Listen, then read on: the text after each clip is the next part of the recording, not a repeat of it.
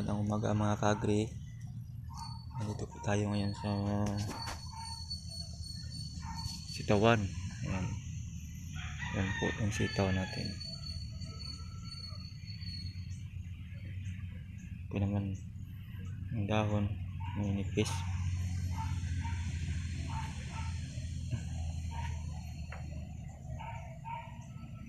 Kahapon po ay nag-spray ako ng insecticide.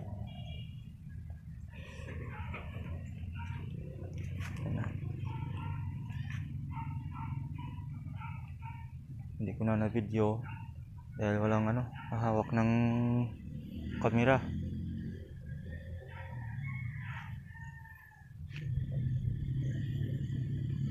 Pero meron akong ipapakita na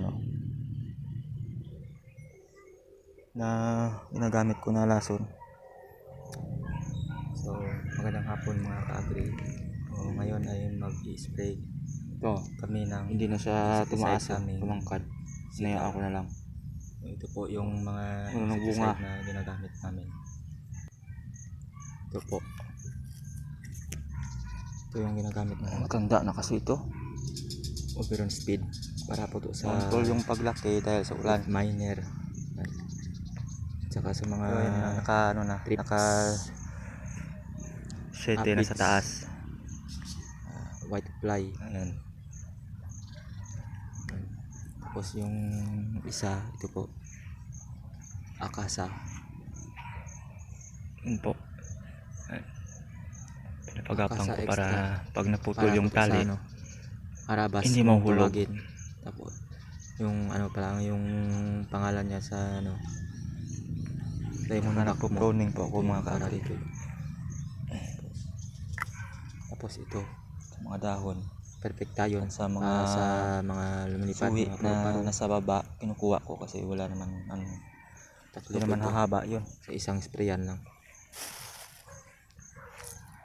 Tapos ito, naghalo ako ng ang damo pala na in-sprayan ko. Ito mga kagri. Para po ito sa magdidilaw dahon. Yan.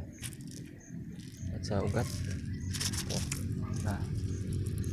Mas gastos sa bali ang timpla po dito is ito po yun.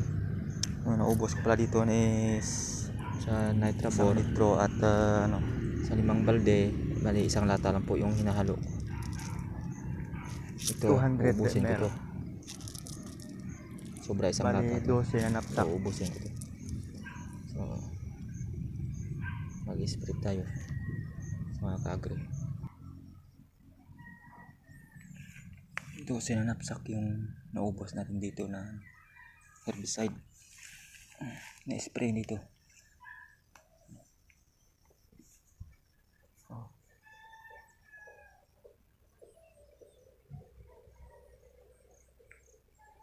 Ang haba na ng mga talbos.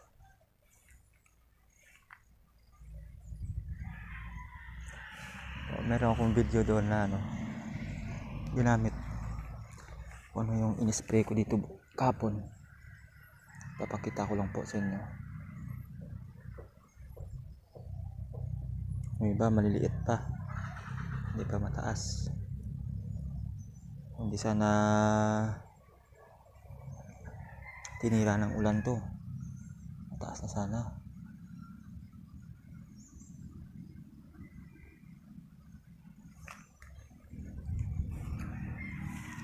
Lang.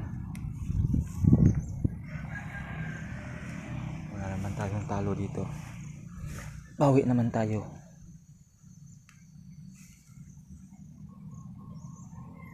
Ang dami ng bulaklak.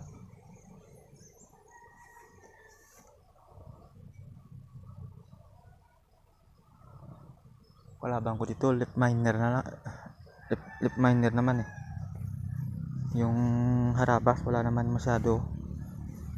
Ito, grabe yung itlog sa dahon pero wala na to. Patay na tong mga itlog na to. Ayan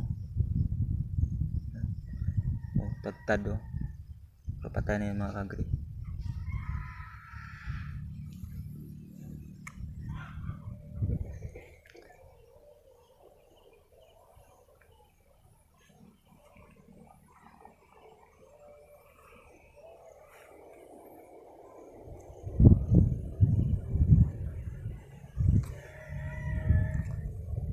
So yan lang po mga kagri. Maraming salamat sa panonood at suportahan niyo po yung YouTube channel ko po mga kagri, para marami pa po akong may upload na idea tungkol sa pagtatanim ng gulay.